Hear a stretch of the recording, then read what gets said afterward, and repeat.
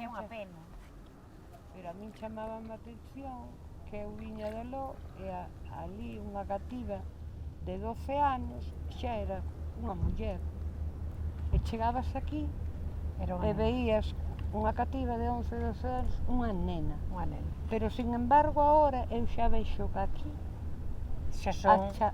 as chavaliñas de 12 anos xa están como no trópico, o sea, xa son mulleres. Pero sabe por qué? Porque antes traballaban moito. A alimentación tamén. É a alimentación, a traballaba. Claro. Porque un árbol se o deixa medrar así...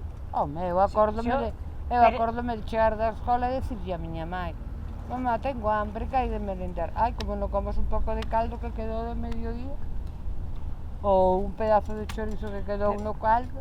O sea, eso pasámoslo todos. Sí. Porque todos, meus pais foronse xa por eso. Eu na miña casa fame non pasei, pero... Claro, fame non. Variada, pero porque tiñas patacas, tiñas pimentos, tiñas o que sea na horta. Pero non tiñas o vicio de hoxe, quero isto, quero outro. Eu recórdome a miña nai que comprara... O sea, cambiou pa ben, gracias a Dios. Recórdome que miña nai comprara repolo para plantar, e saleulle coliflor e a muller nunca tal vira. E deran esas coliflores. E despois non sabían como sabían comer.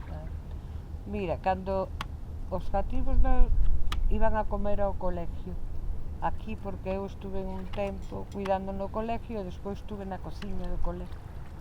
E a primeira vez que puxeron brócoli, os cativos decían: yo eso verde non lo quiero.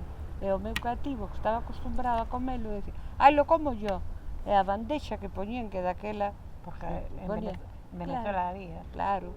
Pero aquí non había. As frutas, o mango, unha cantidad de cousas que eles estaban acostumbrados.